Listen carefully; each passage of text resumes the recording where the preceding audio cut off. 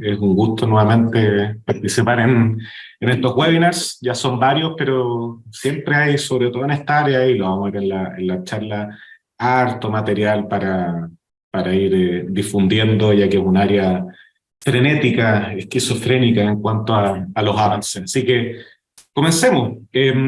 Antes que cualquier cosa, muchas gracias por estar acá, muchas gracias por el interés. Siempre es satisfactorio ver que este tipo de temáticas causan un interés masivo. Como dice el título de la charla, en esta voy a hablar sobre nuevas aplicaciones de Machine Learning, y no lo digo por cumplir, porque es un título fome en realidad, pues, nuevas aplicaciones, como que no hay nada, un gancho o algo así. Eh, y en realidad es porque es frenético esto, es frenético, y de verdad nuevas aplicaciones es algo serio, porque cada día, y se los voy a mostrar en la presentación más adelante, salen nuevas cosas que nos vuelan la cabeza. Por lo tanto, no es necesario buscar títulos gancheros en esto, sino que efectivamente las mismas aplicaciones hablan por sí mismas. Para comenzar, voy a poner este video sumamente impresionante. Voy a dejarlo de fondo, y esto no es una propaganda Google, ni mucho menos, ¿ok? Pero es algo que me llamó mucho la atención, porque si bien es bastante llamativo lo que están viendo, que es la integración de un modelo de Machine Learning avanzado, de ellos que se llama BARD, ¿ya?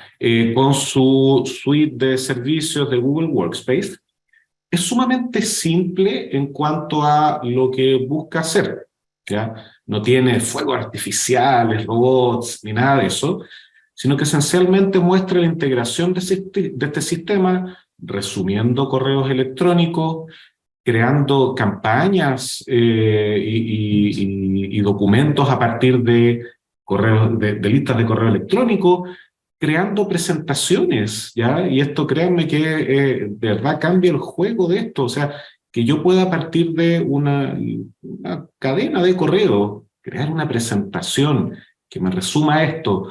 Asimismo, crear contenido. Créanme que mucho del tiempo que uno dedica a las presentaciones, sobre todo de este tipo, es a encontrar fotos adecuadas, que lo cree una inteligencia artificial por detrás, cosa que uno dedique el tiempo a, no sé, a pensar en las cosas y no estar escribiendo, ni tomar nota, etcétera, a generar mensajes de campaña de manera automática. Es sumamente impresionante. Y esto es algo que lleva, no sé, un par de semanas, la integración.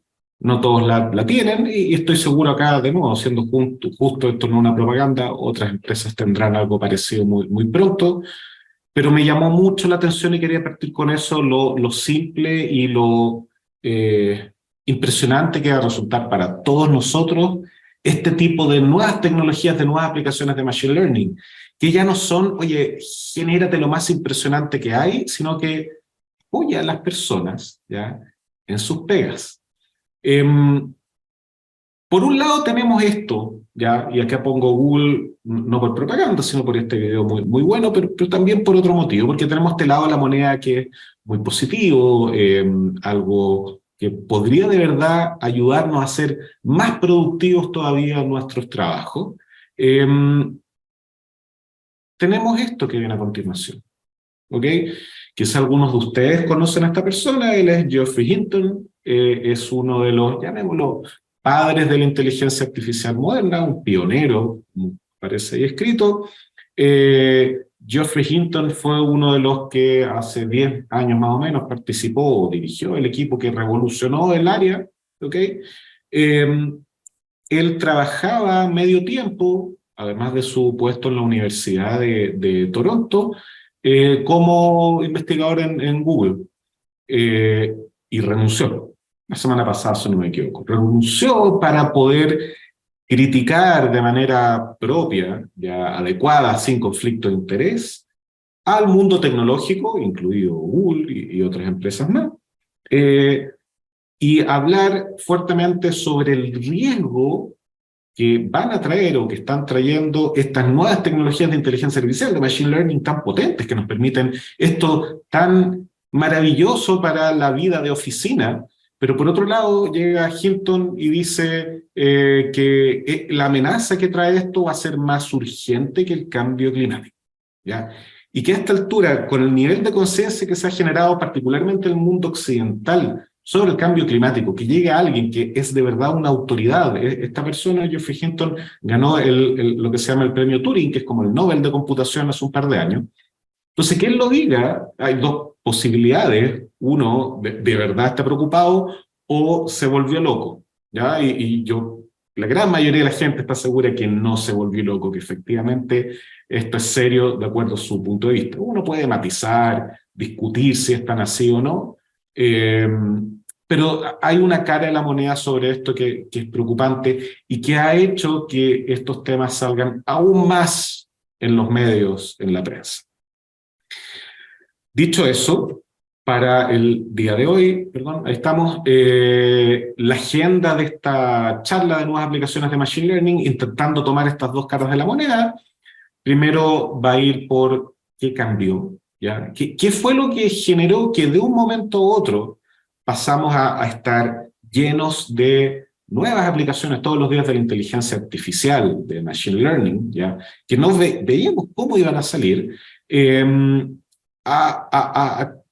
¿cómo llegamos? O sea, ¿qué cambió? ¿Fue la técnica? ¿Fue el cómputo? ¿Es un genio que está escondido en un garage haciendo esto?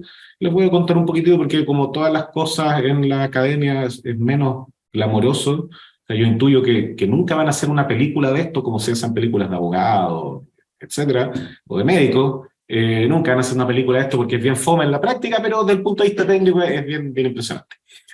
Luego voy a pasar a eso ya construido, de manera que ustedes entiendan cuáles son las bases de por qué esto está funcionando, de una manera ojalá lo más didáctica posible.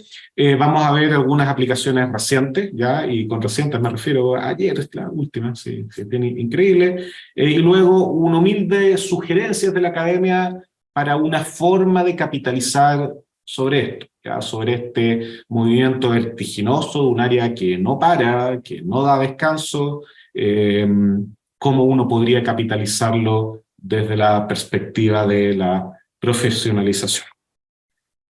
Continúo entonces. Más allá de lo cierto que puede ser, estoy seguro que todos han escuchado frases de este tipo, como la de la derecha, de Andrew Yang, que es, es uno de los fundadores de Coursera, una de las plataformas de educación online más grandes que hay, es un emprendedor, profesor de Stanford, era Chief Engineer of AI en Baidu hace un tiempo. Él llegó y se tiró esta frase que fue muy polémica, diciendo algo así como que la inteligencia artificial es la nueva electricidad.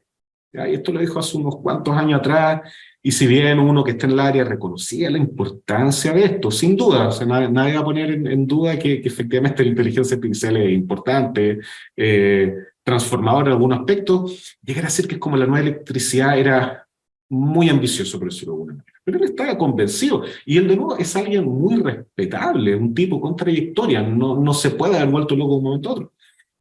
Y por otro lado, alguien, si bien alejado de la parte técnica de la inteligencia artificial, pero muy metido, el filósofo, en la parte más conceptual, el filósofo Nick Bostrom, ¿ya? Él es de Harvard, si no me equivoco. No, perdón. Prefiero no meter la pata. Él indicó hace un tiempo, tiene un libro muy bueno que se llama Superinteligencia. Él dice, la inteligencia máquina, el machine learning, es la última invención que el humano hará, ¿ya? O necesitará hacer. Y esto puede ser, por un lado, maravilloso, diciendo, mira, esto es una tecnología que nos va a permitir mejorar nuestras vidas, o quizás está diciendo que la inteligencia artificial nos va a destruir a todos. Pero él dice que necesitar crear, ¿ya? Entonces yo prefiero verlo desde el lado más positivo. Pero de nuevo, es otra persona muy respetable, con muchas credenciales académicas, se le consulta mucho, y si dice algo así, hay que tomarlo en serio. Entonces, efectivamente, cuando fue esto hace unos cuantos años atrás, uno veía el estado de las cosas, si uno estaba en el área podía reconocer que aquí había algo que podía ser transformativo. Pero si lo vemos desde el punto de vista de la industria, era algo complicado, ¿ya? O sea, suena súper linda esta frase, pero al menos en esa época, estoy hablando, y ahí gracias Roberto dice Oxford, sí, no Harvard, Oxford. Eh, Ahí, cuando uno intentaba en esa época, 5 años atrás, llevar el Machine Learning y el Deep Learning a una aplicación, ¿ya? Fuera el análisis de datos, donde sí esto está súper establecido y ya se sabe cómo hacer análisis potentes, exploratorios, etcétera, llevarlo a un producto no era algo sencillo. Ya ahí terminaba ocurriendo lo que vemos acá en estos GIFs, ya sea un engendro como el de la derecha, que sabemos que va a explotar en algún momento, o de verdad hacernos daño y no lograr lo que uno quiere con lo que se está buscando. Entonces, teníamos este paradigma de, pucha, por un lado, reconocemos que esta tecnología es notable, pero por otro lado, no está claro cómo utilizarla, ¿ya? Y hasta ahora uno podría hacer que Machine Learning nos proveía, perdón, una especie de primera generación de técnicas, ¿ya?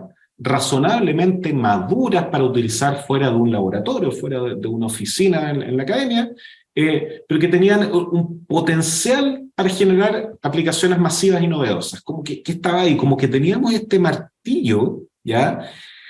Para pegarle a cualquier clavo, pero algo faltaba, ¿ya? Y eso que faltaba, que era lo uno o no, fue esto. Que estoy seguro que más de alguno de ustedes, y seguramente la mayoría, lo reconoce, esto es ChatGPT, su interfaz web. Muy seguramente más de alguno de ustedes lo ha utilizado, ¿ya? Yo lo ocupo mucho, ¿ya? De verdad, yo tengo tal cual como en este GIF, en esta animación, muchas entradas a la izquierda, como lo utilizo, y lo como esencialmente para todo, como asistente, como, no consejero de vida, pero en el fondo cómo plantear tal tema en una clase, maneras alternativas de mostrar código, lo ocupo muchísimo, ¿ya?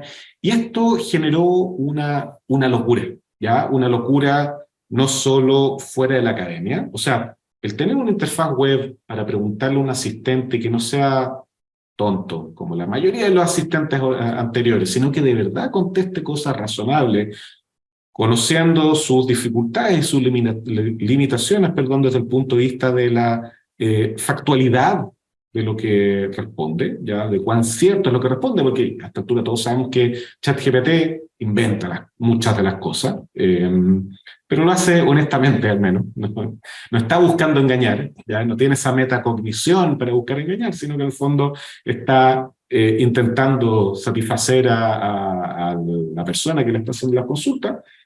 Pero como les decía, no solo causó esta revolución hacia afuera, sino que internamente, ya hacia la academia, uno empezaba a preguntarse cómo lograron hacer esto, porque es impresionante.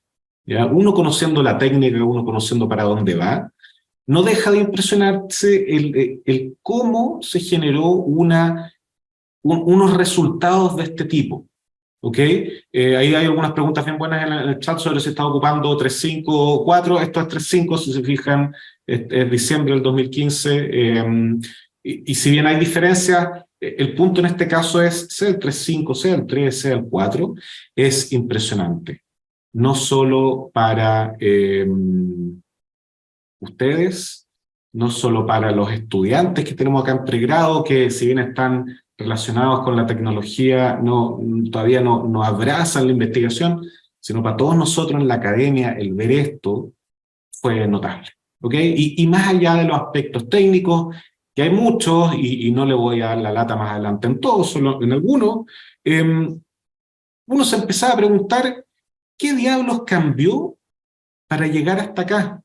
¿Qué, cómo, ¿Cómo saltamos de estos juguetitos, de estas cosas choras, oye, mira, qué llamativo, etcétera, a un asistente que de verdad no es tonto, que de verdad nos ayuda, que de verdad nos hace más productivos? Y más aún, ¿cómo se llegó a este nivel de madurez para que la aplicación canónica para demostrar la potencia de esto es una aplicación de oficina y no un robot volador, no un vehículo autónomo, sino algo que corre en nuestros computadores.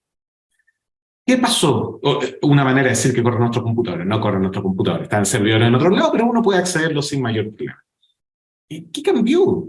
¿Ya? ¿Cómo llegamos a esto en tan poco tiempo? Porque de verdad fue muy poco tiempo. Entonces, hasta el año pasado, un poquitito de años atrás, nosotros en la comunidad, en la academia, ya teníamos más o menos cuantificado o teníamos claro por qué el deep learning, que era la tecnología o las técnicas que la llevaban, entre comillas, hasta hace un par de años, habían logrado tal revolución a partir del 2012 en adelante.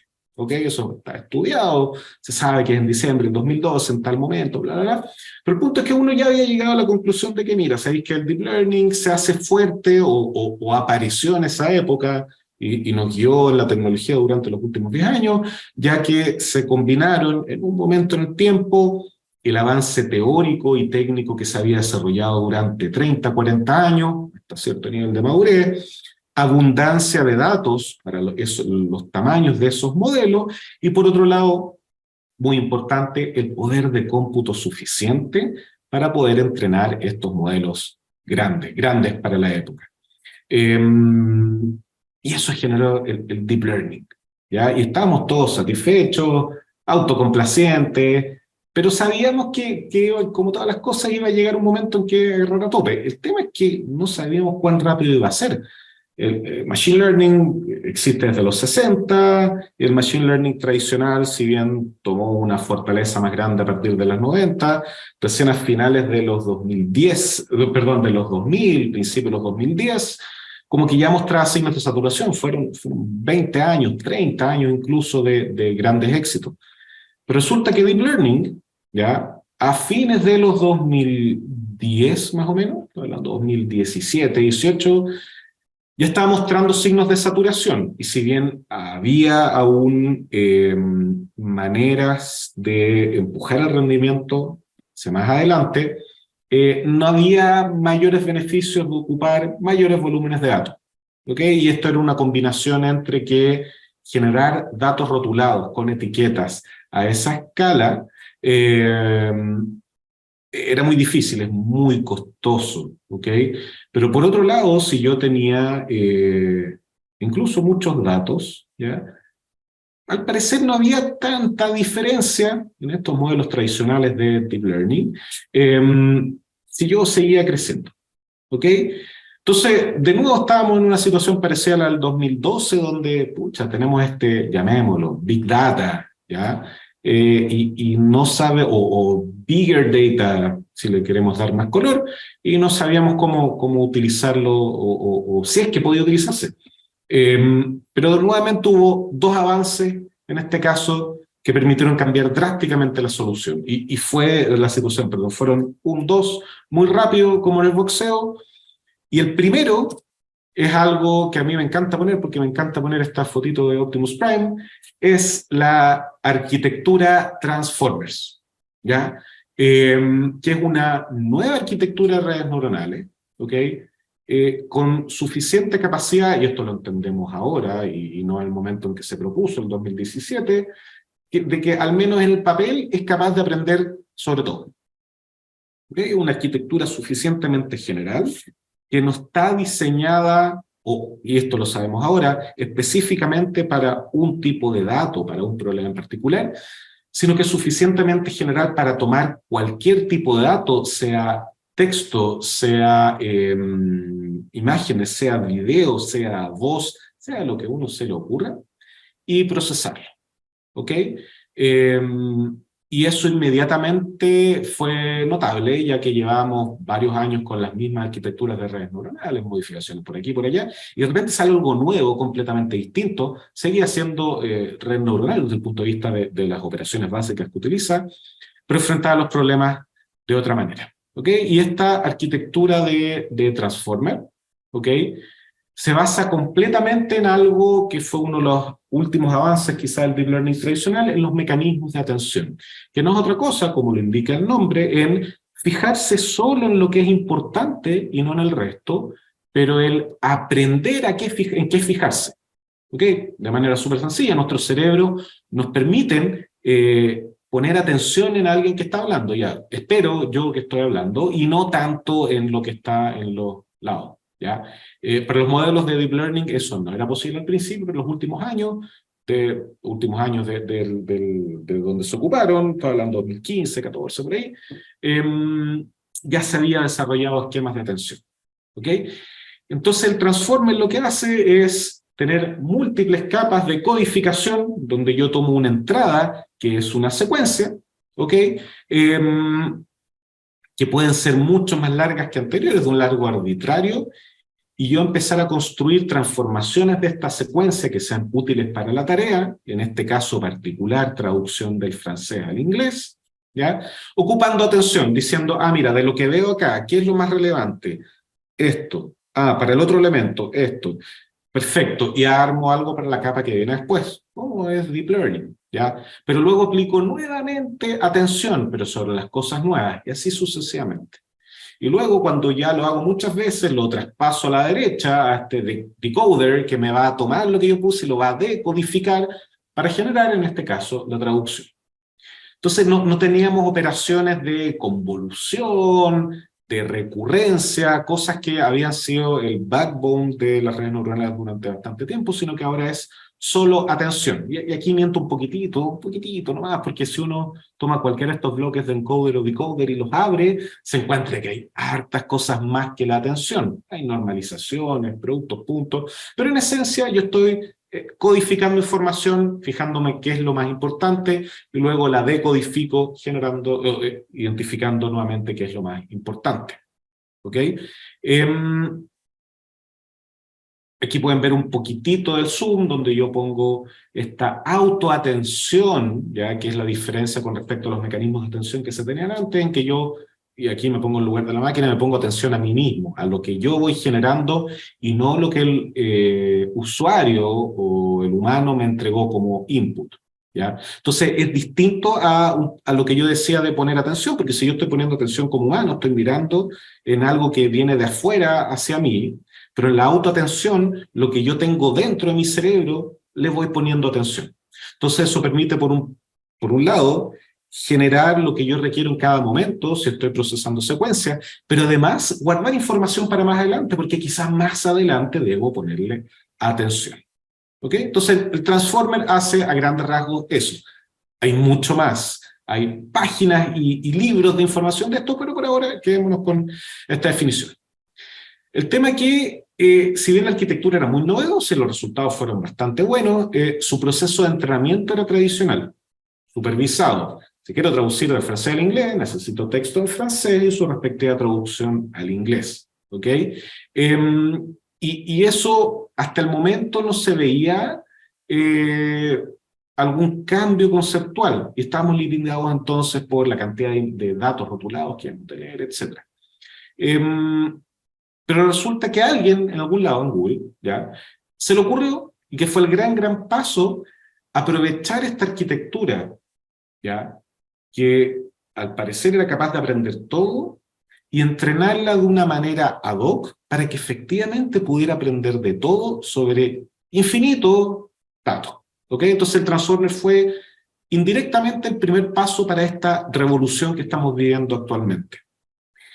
Y ese segundo avance secuencial, porque primero estuvo el Transformer y luego esto, fue el utilizar un mecanismo de entrenamiento ad hoc, que es el de aprendizaje autosupervisado, más infinitos datos, más hacer fine-tuning o transferencia de conocimiento. ¿Cómo funciona esto? Imagínense, ustedes tienen muchísimos datos que descargan de Internet, imágenes, texto, lo que sea. ¿Ya? Si yo quisiera entrenar una red neuronal para eso, necesito que alguien me indique cuál es la tarea que quiero solucionar, que quiero resolver, y cuál es la etiqueta para cada ejemplo. Con el aprendizaje autosupervisado, yo tomo el mismo dato y creo una tarea que puede ser resuelta mirando el mismo dato. No necesito que alguien de afuera me entregue una etiqueta. ¿Ok? Entonces, al no tener esta o sea, existe la supervisión, pero es autoimpuesta, es como uno mismo ponerse un objetivo. ¿Ok? Yo no necesito que alguien rotule, sino que recibo datos de internet, no, basta que yo descargue imágenes o texto y no vuelva a verlos, pero igual aprendo, y eso me genera un modelo de transformer que por un lado, en esto azul, aprende a representar todo, y por otro lado, en la parte amarilla, aprende a resolver esta tarea que acá le llaman de pretext, ¿ya? Que es la previa a lo que yo quiero hacer.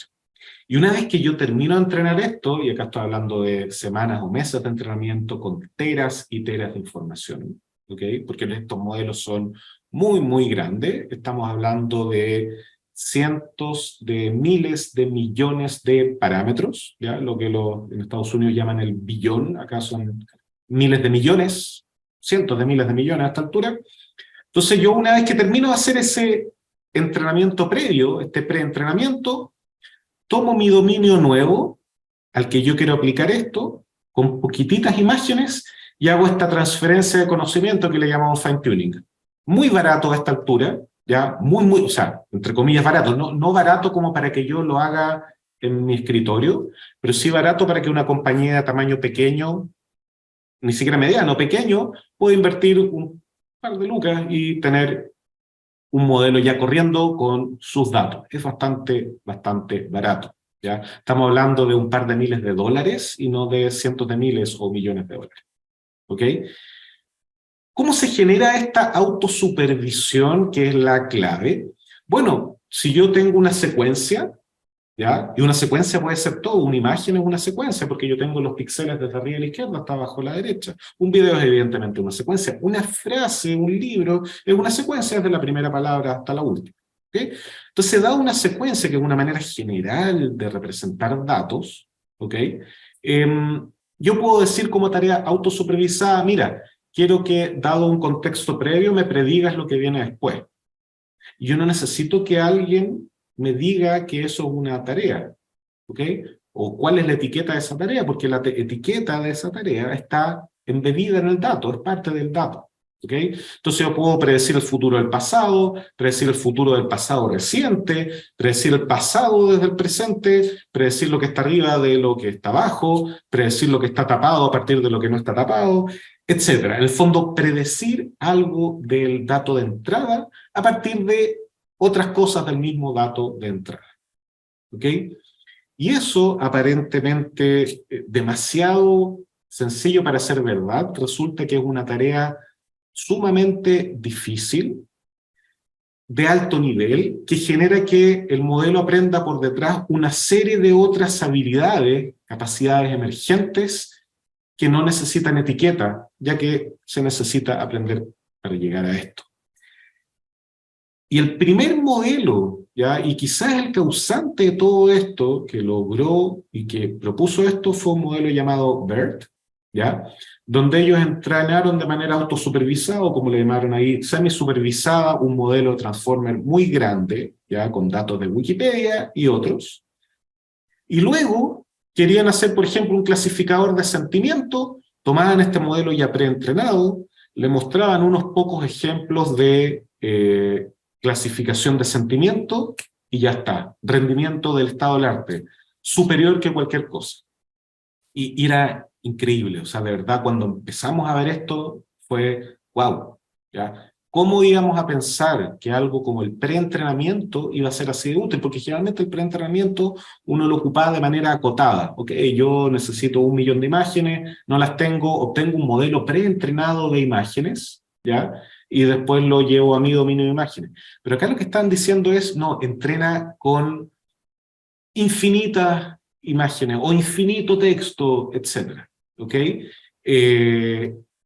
Y eso va a generar una base de conocimiento, llamémoslo, o un modelo que es suficientemente general para que después uno lo pueda adaptar casi que para todo. Hay una pregunta muy buena de alguien que dice participante EP, no están los nombres, predecir o pronosticar pueden ser ambos. Puede ser un pronóstico al futuro, puede ser predecir qué es lo que hay detrás de algo que está ocluido, en realidad da lo mismo, va a depender de la estructura del dato. Si el dato tiene información temporal, tiene que ver más bien con pronosticar. Si la información tiene que ver con, de entrada, tiene que ver con datos estáticos que uno puede poner como una secuencia, que quizá tiene que ver con predecir. Pero los modelos son suficientemente buenos para todo. ¿Ya? Ahora, el forecast sigue siendo una materia de desarrollo porque es sumamente difícil y se ve alterado por otros elementos, pero ya hay modelos de transformer para hacer forecast, for transformer, trans forecast, no me acuerdo cómo se llama. Siempre les gusta poner nombres de ese tipo. Y el tema es que a partir de este momento, a partir de BERT, que si no me equivoco fue el 2018, el tema es que se perdió el control. ¿Ya? Y acá lo digo de buena manera, no que vienen las máquinas y nos van a destruir, sino que se perdió el control desde el punto de vista de todo lo que se puede hacer. ¿Okay? Tenemos modelos gigantes que afortunadamente, no creo que de manera altruista, pero lo están haciendo, las compañías muchas veces lo están compartiendo, porque estos modelos son tan grandes que no podemos entrenarlos en nuestras casas, en nuestras oficinas, ¿ya? Pero lo están abriendo para que podamos ocuparlo una vez ya entrenado. Y lo que pasó fue que pasamos de este esquema, yo les había mencionado al principio, de 3 pilares, el avance teórico, el cómputo y los datos para generar deep learning, a un nuevo paradigma, ¿ok? Al paradigma de los foundation models, donde tenemos arriba la arquitectura transformer, abajo a la derecha, yo le puse ahí infinitos datos, no son infinitos, pero son para todos los efectos demasiados. De hecho, son tantos datos, y aquí es un cambio sustancial que todavía no está bien estudiado, que los modelos no se repiten datos, sino que en el fondo ven una vez un dato y después no lo ven nunca más. A diferencia de la optimización tradicional de modelos, que era pasar muchas veces por los datos, acá son tantos datos que se pasa una vez por ello. Entonces el modelo, además de aprender a predecir o pronosticar, tiene que aprender a darse cuenta de que nunca va a tener una segunda oportunidad para mejorar en ese dato, sino que él mismo tiene que aprender a generalizar a partir de eso. Y bueno, al otro lado del pilar está la autosupervisión, que es lo que nos permite entrenar con infinitos datos. ¿Ok?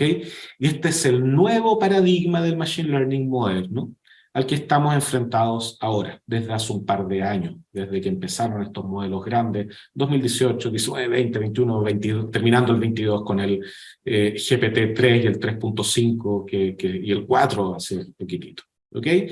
Y esto es Machine Learning ahora. Entonces, de nuevo, en 5 años tuvimos que cambiar de esto a esto, que yo aquí traté de darle esta forma triangular, que creo que ayuda bastante para tener claros los conceptos, pero que cambió muy rápido. Finales del 2021, un grupo de investigadores de Stanford, muchos, como pueden ver ahí, ¿ya? Publicaron un artículo de creo que 200 páginas sobre las oportunidades y riesgos de estos foundation models, ¿ya? Y ellos inmediatamente se ubicaron como los que están en la frontera del conocimiento de esto. Bueno, Stanford es una universidad grande, tiene los recursos para hacerlo, le dieron nombre a esta área, y más allá de lo extenso del paper y que tiene figuras muy bonitas, muy útiles que yo ocupo en todas las presentaciones, ¿ya? Y que ellos fundaron un centro de investigación para esto, ellos postulan que estos foundation models, estos modelos gigantes entrenados, como vemos acá, con muchos datos de diversas modalidades, nos permiten, o nos permitirán en el futuro cercano, adaptarlos para poder llevarlos a el dominio que a mí se me ocurra. ¿Ya? Entonces, por eso acá toma tanto sentido este video que les mostré al principio de chuta, ¿cómo puede hacer tantas cosas el modelo? Bueno, porque es un modelo de este tipo que fue entrenado con muchos datos, todos los datos que nosotros le regalamos a Google todos los días, ¿ya? Para entrenar esto. ¿Ok? Y ellos van más allá, y aquí un poquitito quizá ególatra, ¿ya? Ellos postulan que este cambio de paradigma de inteligencia artificial, a este subconjunto que es Machine Learning y luego Deep Learning, ¿ya? Que llevamos años viviéndolo, ahora se le agrega un nuevo elemento más acá a la derecha, que es que pasamos del Deep Learning a los Foundation Models. ¿Ok? Si bien uno nunca sabe cómo va a ser en el futuro, a mí me parece bastante adecuado desde el punto de vista que efectivamente estamos cambiando el paradigma. Estamos frente a capacidades nuevas de los modelos, aplicaciones nuevas, y elementos fundamentales de construcción nuevos. No utilizamos los foundation models de la misma manera que utilizamos los modelos de machine learning, de machine learning, pero de deep learning en particular. ¿Okay? Entonces, efectivamente, esto amerita este cambio. No sé si ponerle ese nombre, pero me parece, al menos a mí, razonable. Ahora, la otra cara de la moneda, como siempre, estos modelos son gigantescos, ¿ok? Y si bien la tecnología, el hardware crece a tasa exponencial, ya como lo podemos ver en este gráfico donde el eje X es los años y el eje Y es una métrica normalizada de crecimiento en escala logarítmica, ¿ok? Y si tenemos una recta en escala logarítmica, esto significa que el crecimiento es exponencial. La cantidad de parámetros y la cantidad de requerimiento de cómputo de estos modelos, que es lo que está en azul, ya crece también exponencial, pero con un exponente más grande. ¿Ok? Y si bien hay trabajos recientes, muy recientes, que al parecer nos indican que no es necesario que crezcan tanto los modelos, sino que en el fondo necesitamos dejarlos entrenar más tiempo y ojalá con más datos, esto no deja de ser cierto, lo que en tiempos de cambio climático puede no ser lo más positivo. ¿Ya? Está lleno de argumentos de que en realidad la matriz energética de Google es renovable, etcétera, pero igual esto chupa energía como loco. Ahora, teniendo un poco más claro los fundamentos, veamos algunos ejemplos. ¿Ok? Y esto va a ser más o menos cortito, cosa de tener, son varios ejemplos, pero más o menos cortito y rápido de tener tiempo para las preguntas. Y sabe de lo primero, y esto yo siempre lo muestro en la charla a pesar de ya tener un poco de tiempo, es esta demo impresionante, un plugin para Excel que desarrolló OpenAI con ChatGPT, no con ChatGPT, perdón, con GPT-3.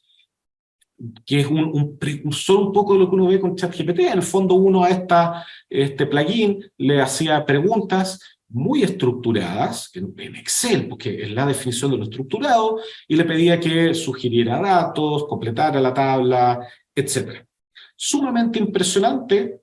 En su época era increíble, ahora uno le ve, oye, pero qué limitado si yo tengo el ChatGPT. Pero eran los primeros pasos donde se estaba apuntando a tener un asistente que nos ayudara en las tareas de oficina. ¿Ok? Y todo esto en base a modelos de lenguaje, que son estos modelos tipo Transformer muy grandes, que son entrenados con mucho texto de Internet. ¿Ok? Entonces lo que aprenden estos modelos es a comunicarse. ¿Ok? Aprenden el lenguaje.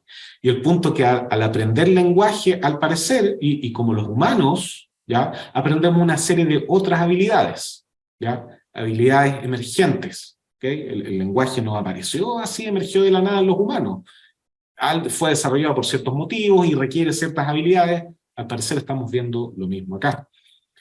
Y como no todo es interfaz humano-computador, esto también nos puede ayudar a generar código. Ahora estamos acostumbrados con ChatGPT que nos genera todo el código que queramos, pero en su momento apareció el Copilot, ya que nos permitía generar el código que quisiéramos. Las versiones actuales de Copilot y Codex, que es la competencia, son fantásticas. Ya lo que nos pone a nosotros es mucho aprieto acá en la universidad, porque ¿cómo evaluamos ahora a los estudiantes desde el punto de vista de la programación? Entonces esto nos hace replantearnos la educación en ciencia de la computación nuevamente.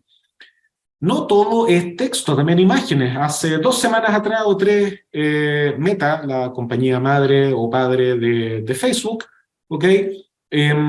Presentó un modelo que se llama Segment Anything, donde yo le daba cualquier imagen y este tipo inmediatamente me encontraba todas las cosas que estuvieran ahí, me las segmentaba y yo podía separarla en distintas capas. Fantástico, fantástico. Algo que no imaginábamos hace 2 años atrás. Y gracias a esta idea de que uno puede comunicarse con el modelo y decirle, oye, quiero esto, pero esto ahora es una imagen, esto de verdad nos termina volando la cabeza. El año pasado ya la explosión se vio venir por estos modelos multimodales generativos, ¿ok?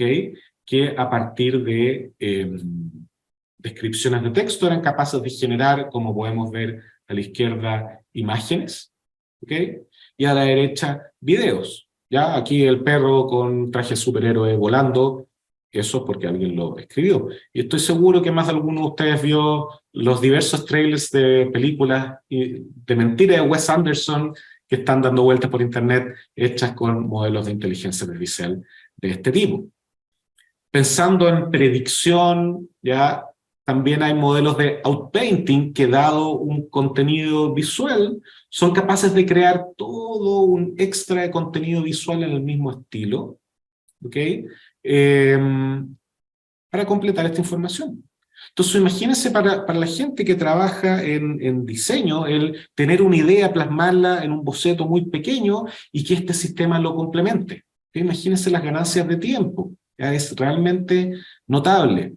Y para que vean que esto cambia de día a día, pueden ver acá la fecha ayer, ya The Verge, que es uno de los sitios tecnológicos más conocidos, a las 11 de la mañana, o sea, ni siquiera lleva 24 horas esto, nos contaban que Meta abrió al público, hizo open source, un sistema de inteligencia artificial multisensorial que ahora combina 6 tipos de datos.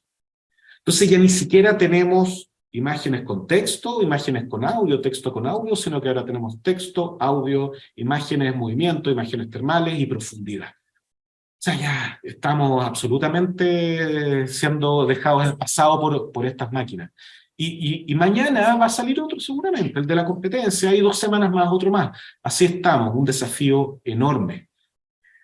Desde el punto de vista de la educación, para que vean que no todo esto es tecnología pura, la Academia Khan, ya que es una academia bastante exitosa, acaba de introducir su Khanmigo, que es un tutor, ya un tutor virtual que efectivamente no es estúpido, sino que ayuda a los estudiantes, ¿ya? Y los estudiantes no se van a reír como el Clippy del Office hace algunos años, sino que efectivamente este tutor se puede poner en modo de socrático o ayudar a los profesores a preparar las clases, todo a partir de su interfaz. Y esto ha sido una pega enorme. Yo el otro día vi una entrevista al fundador, de gente experta en tecnología y en educación que se ha dedicado a adecuar estos modelos de lenguaje gigantescos a la educación. Es sumamente impresionante. Vean una charla TED de él, es bien increíble. Y con esto, este es quizá el primer paso a Skynet, el AutoGPT. A un grupo de personas se le ocurrió conectar múltiples GPT y darles distintos roles. Mira, tú vas a ser el GPT que razona, tú vas a ser el GPT que genera el código. Y los ponen a conversar y discutir, ¿ok? Con una tarea en específico. Yo le digo a un GPT, mira, yo quiero que tú hagas un nuevo producto o una nueva aplicación para tal cosa. Y este GPT genera una solución. Esa solución es evaluada por otro GPT que le entrega los errores. Ese otro GPT, y así sucesivamente, ¿ya? Y es increíble, no hay vuelta atrás, ¿ya? O sea, yo acá no quise poner que el primer paso es Skynet para no ser alarmista, pero de verdad esto se puede conectar a Internet, puede analizar código, buscar soluciones. Es impresionante, ¿ok? Y a uno le puede ahorrar muchísima pega. Está lleno de videos de gente que llega y escribe, oye, AutoGPT, por favor, hoy día necesito terminar estas cosas. Toma. Y él se encarga de hacerlo. Increíble. Las posibles aplicaciones son infinitas. Los invito a revisar gpt4demo.com, donde yo saqué varios ejemplos. Es de verdad increíble todo lo que se puede hacer, ¿ya? Y acá pongo, y ahí uno, en GPT-4 Demo, ahí está el acceso, Paulo pregunta, a AutoGPT, ahí se explica, etcétera. Hay harto, de verdad, les recomiendo acceder porque es impresionante, no solo para preparar presentaciones, sino para meterse. El link está acá arriba en la charla, gpt4demo.com, y ahí hay links a diversas demos, en particular de AutoGPT. ¿Ok? Ahora, ¿cómo podríamos capitalizar esto? ¿Cómo podrían capitalizar esto ustedes? Y acá una humilde sugerencia desde la academia. Ya tenemos cierta manera de ver las cosas, cierto sesgo, pero yo pensando en chuta, ¿cómo podemos llevar esto a las personas? ¿Ya? Y no estoy hablando de los estudiantes que están acá recién metidos en esto, sino la gente que ya lleva años trabajando, de repente ve esto, se le ocurren ideas nuevas, lo ve como oportunidad o quiere actualizarse. Bueno, una humilde sugerencia, yo preparando esto pensé en 2 preguntas fundamentales y una verdad revelada. Esto llevo años pensándolo, es parecido a lo que presenté el año pasado al respecto, pero en el fondo las 2 preguntas fundamentales que uno se puede hacer es ¿dónde puedo aplicar ML, Machine Learning, y cómo puedo aplicarlo? ¿Ya? El dónde puedo aplicarlo, bueno, lo vimos en esta charla, está lleno de ejemplos y ahí la imaginación es el límite de ustedes. Yo creo que para nadie es difícil pensar en posibles aplicaciones. El cómo puedo aplicarlo, bueno, está lleno de plataformas, está lleno de código disponible, ni siquiera hay que ser un experto en Python ahora para hacer las cosas, de verdad la ayuda que hay es gigantesca. Hay que poner lucas, sí, por supuesto, estas cosas pueden ser caras, pero el cómo puedo aplicarlo, bueno, cada vez es más fácil de llevarlo a cabo. El punto es que el saber aplicar, ¿ya? No va solo en mostrar ejemplos de aplicaciones como hice acá, en distintos dominios, ¿ya? Para eso vemos videos, como lo hemos pasado bien en esta charla, sino que yo necesito algo más para saber cómo aplicarlo. Y tampoco es solo saber el lenguaje, framework y proveedor que tengo que usar, ¿ok? Acá es fundamental el conocimiento del dominio, ya, negocio y datos, el conocimiento del negocio. Acá no, por favor, no piensen que esto es de los computines. No, por favor, no, al revés, ya. Acá la gente, en cualquier área necesitamos el conocimiento del negocio, ya, y los datos del negocio, más el conocimiento técnico. Yo necesito saber dónde y cómo se puede aplicar esto. Y para eso, ya yo pensé nuevamente en este esquema de tres pilares que me sale muy fácil estructurar las cosas así. Tengo por un lado el cómo puedo aplicar las cosas, el dónde puedo aplicarlo, y por arriba esta verdad revelada, que en el fondo yo necesito conocimiento técnico para hacerlo. ¿Ok? Y hemos diseñado a partir de eso el diplomado de Machine Learning aplicado. ¿Ok? Esto es propaganda en el fondo, pero tengo que hacerlo porque en el fondo es como estoy aterrizando todo este avance frenético, que busca a partir de una entrega de información y conocimiento fundamental en Machine Learning clásico, Deep Learning y en Foundation Models, ¿ya? Esto cuando preparé la charla el año pasado no estaba en los Foundation Models, entonces todos los años uno tiene que estar actualizando y lo estamos haciendo en este diplomado. Por otro lado, reconocemos que hay una necesidad de especializarse de cierta manera o entender la parte técnica, y eso es lo que nosotros vemos como la plataforma, cómo ocupar scikit-learn, cómo ocupar Keras y otras librerías, cómo soltarse en Python, cómo puedo ocupar plataformas cloud de Machine Learning, y eso lo incluimos también en el diplomado, y finalmente algunas posibles aplicaciones, ¿ya? Que son portales de entrada a todo esto que les mostré, que son las aplicaciones de visualización, las aplicaciones de sistemas de recomendación y las aplicaciones muy importantes de grafos ocupando Machine Learning. Los datos a esta altura ya no son tablas e imágenes son independientes, sino que son datos que están interrelacionados. ¿Ya? Hay conexiones entre ellos, ¿ya? Y los grafos son la manera de modelar eso, y ya tenemos modelos de grafos, tenemos un Transformer for Graph, ¿ya? Para poder procesar las cosas así. Y eso nosotros lo reconocemos y lo incluimos en este programa, de tal manera que tengan una formación coherente, cohesiva y holística sobre cómo puedo hacerlo, dónde puedo hacerlo y qué puedo hacer. ¿Ok?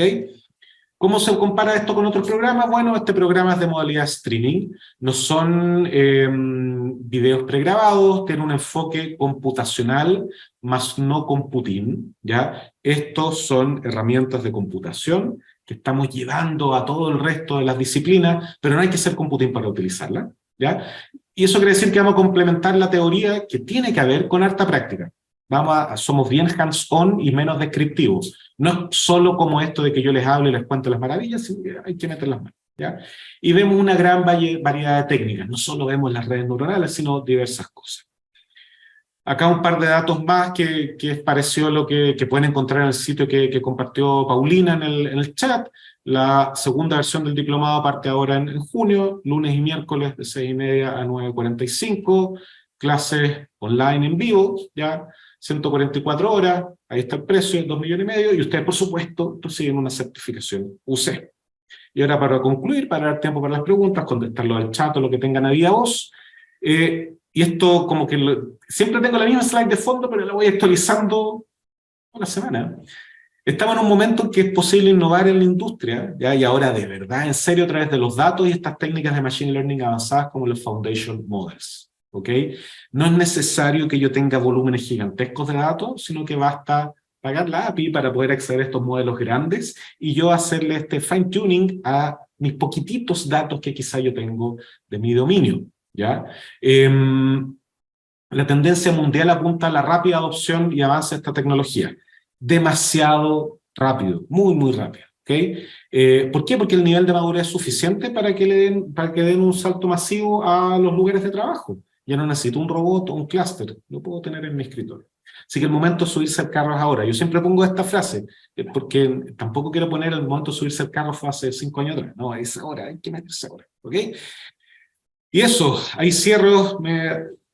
Hice que esto durara un poquitito más, pero bueno, creo que valió la pena. Muchas gracias por la atención y no sé, Pauli, si quieres tomar tú el micrófono y ir viendo las preguntas para ver cómo lo Sí, mira, guiamos. más que nada quería dar un mensaje para que tú tengas tiempo y te doy tiempo para que puedas revisar el chat, ¿ya? Ahí, como bien dijiste, dejé el enlace del diplomado Machine Learning aplicado. Los invito a consultar ahí a los datos de admisión. Hay un equipo ahí dispuesto a responder todas las dudas. Hay descuentos, hay facilidades de pago, entonces los invito. Por favor, no se queden ahí con la duda, sino que hagan sus consultas al equipo que ahí les van a responder. No sé si pudiste revisarla, porque yo vi que Sí, respondiste todas las que estaban antes de mi mensaje. antes, Después, sí, claro, que hubo un momento en que crecieron y fue ya, no puedo sí, concentrar. Ya, ya. voy a tratar de ir en orden. Si no, bueno, pueden escribirme también si tienen dudas. Voy a dejar mi correo acá en el chat, hlovel@ing.puc.cl. ¿Ok? Voy a ir tratando de responder todo lo que se pueda hasta un horario razonable, ya cerca de las 11, y de ahí, bueno, los dejo invitados a comunicarse también para poder resolver estas dudas. Entonces, parto. Ya, yo vi que algunas ya están resueltas, y acá dice, ¿se conoce el margen de error del chat GPT? Hasta ahora he tenido chascarros importantes con el programa, se sabe que alucina. Me parece que parte del miedo que infunde la herramienta es que avanza generando un manto gris, avanza sin que reconozcamos, perdón, sus problemas, porque su razonamiento es una caja negra. No tenemos idea, no tenemos idea del error, y eso es lo preocupante, porque esto sigue avanzando, avanzando, y no sabemos dónde se equivoca. Cada vez hay más conciencia de las salvaguardas que hay que poner. De hecho, el chat GPT solo es posible porque, además de este entrenamiento autosupervisado, se utilizó gente que como que reentrenó el chat GPT. ¿En qué sentido? Que le hacía preguntas al chat GPT, él le respondía, daba 10 respuestas, y estos humanos rankeaban, decía, mira, esta es adecuada, esta no es adecuada, etcétera. Y de esa manera se tiene esta comunicación más fluida, menos sesgada, sin tantos ismos de machismo, racismo, etcétera, que igual uno lo puede engañar. Hay un ejemplo bastante clásico a esta altura, en que alguien le pregunta al chat GPT, oye, mira, que voy a Europa, creo que era, sí, era Ámsterdam, quiero que me indiques dónde puedo comprar marihuana. No, yo no le puedo decir eso, es el chat GPT, ¿cómo se te ocurre? Yo soy la típica, una inteligencia artificial, bla, bla, bla. Ok, entiendo. Muchas gracias por preocuparte de mí. ¿Me podrías indicar cuáles son los lugares que tengo que evitar para no comprar marihuana? Ah, por supuesto. Y tiró la lista de todos los lugares donde hay. Entonces, todavía no entendemos eso. Tenemos que hacer mucho mayor esfuerzo. Uno no puede estar tranquilo, pero al menos uno ve un movimiento en crear estas salvaguardas, y mucha gente que está estudiando esto, ¿ya? Pero respondiendo bien puntualmente a la pregunta, no tenemos idea del margen de error, ¿ok?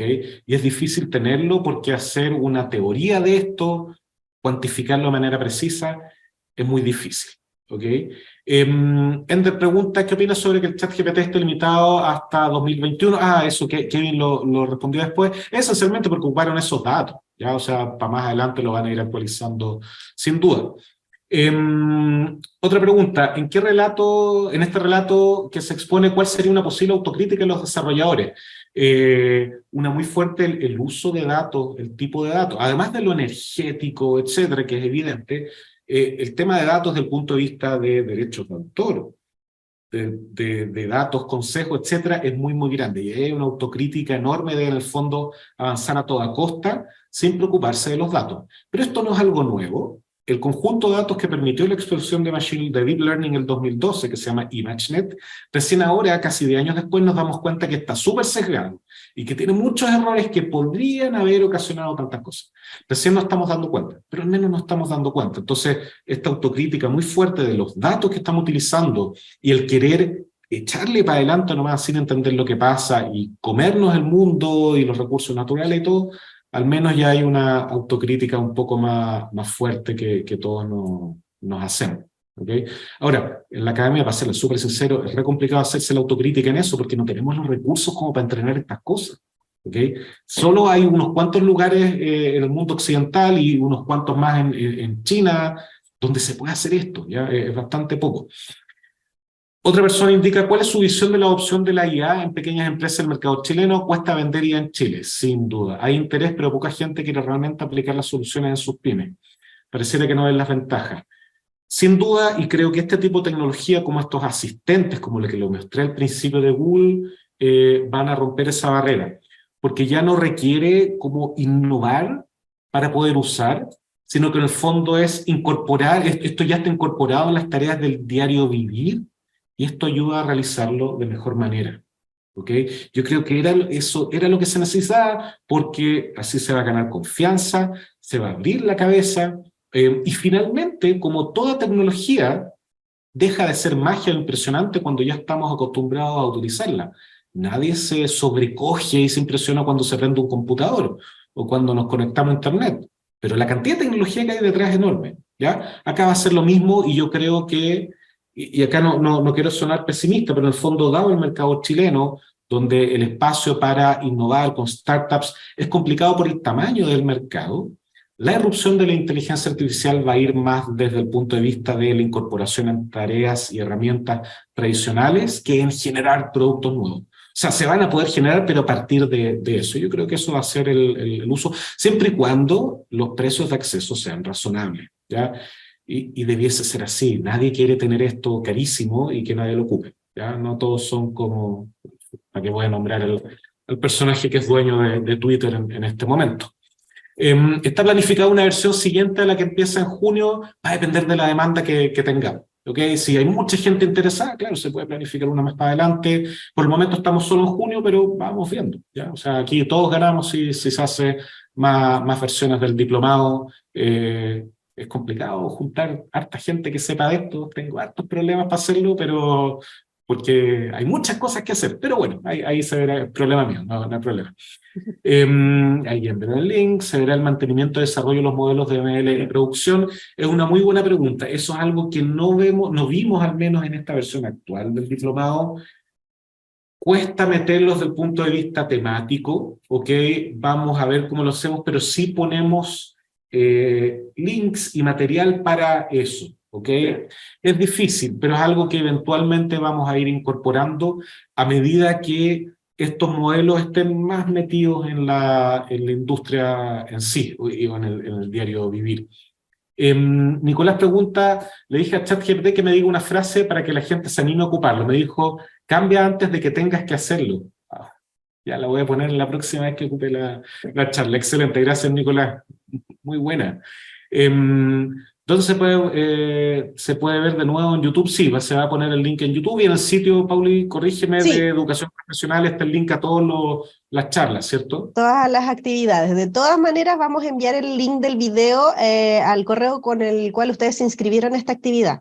Vamos a editar, sí, como una interrupción al inicio, vamos a editar el video, vamos a sacar esa parte y de ahí lo vamos a volver a subir para que no tenga ningún problema, pero lo vamos a enviar al correo.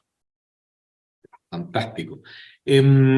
A ver, Sofía pregunta, me interesa el magíster en IA, tengo un diplomado en Data Science, pero soy del área de salud. ¿Es recomendable hacer el diplomado primero y después postular al magíster o sería una opción postular directamente al magíster? Ya, muy buena pregunta porque curiosamente yo también soy director del magíster en IA acá en la universidad. Ambas opciones son buenas, ¿ok? Lo que aprendas en el diplomado, si lo tomas primero, te va a dar una ventaja comparativa para quizá el primer año, los primeros meses del magíster, sin duda, pero si tú entras al magíster directamente, igual los cursos le permiten a alguien que sea de cualquier área con interés y que sepa un poco de programar, un poquitito de datos, etcétera, llevar esto hacia adelante. Entonces, ambas opciones son adecuadas. Hay un tema costo también, el magíster es más caro, entonces quizá uno puede probar primero con un diplomado del área y después moverse al magíster. Hay de todo, pero desde el punto de vista de capacidad, habilidad y que se le vaya uno en collera, en ambos se puede. La diferencia quizás desde el punto de vista de eso de Collera es que en el magíster son 3 cursos simultáneamente y acá en el diplomado son solo 2, ¿ya? Y esa carga extra, dada la vida familiar, la vida laboral, puede hacer la diferencia. Entonces uno puede cachar por ahí. Pero si no hay problema eso, se puede. También pregunta, muchas gracias por esta excelente presentación, Hans, bastante aumentada de diseño de ejemplos. Creo que saber hasta dónde pedirle solución ML es importante. Para esto que le pedimos a estos sistemas, hay que revisarlo, corregirlo, dar por sentado que está todo, esto lo hacen ok, este es el problema. Exactamente, ahí eso lo pone Jorge Hernández, profesor de Sociología. Perfecto, perfecto.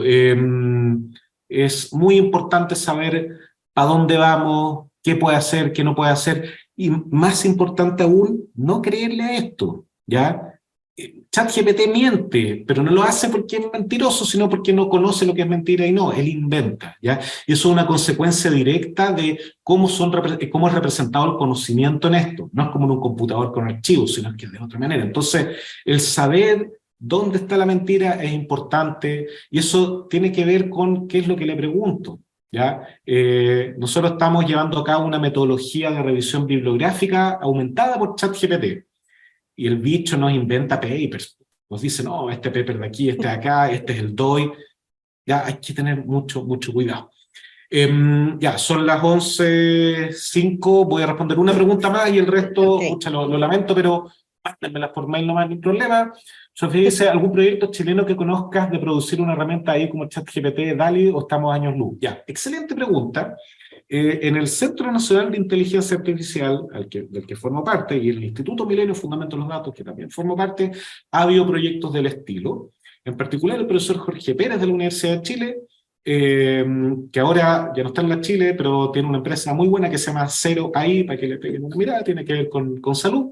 Él entrenó Beto, que es un BERT en castellano, ¿ok? Se puede, es caro, pero se puede. Hay que ver la ventaja comparativa de hacerlo.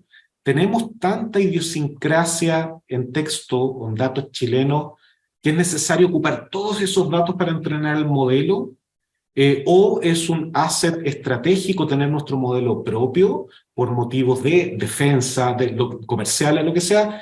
Es bien difícil saberlo. En el CENIA se ganó un concurso para construir el primer modelo de lenguaje y traductor de Mapudungún, por lo tanto se está avanzando en estas líneas de crear los modelos propios. No estamos a años luz, pero todavía nos falta un poco desde el punto de vista de cuál va a ser el uso que le vamos a dar a esto, porque el tener un modelo grande de este tipo per se no necesariamente está claro que sea útil en este momento. Va a llegar el momento, sin duda, no es un tema de si es que, sino de cuándo. El tema es cuándo más adelante, ¿no? Y ahí lo veremos.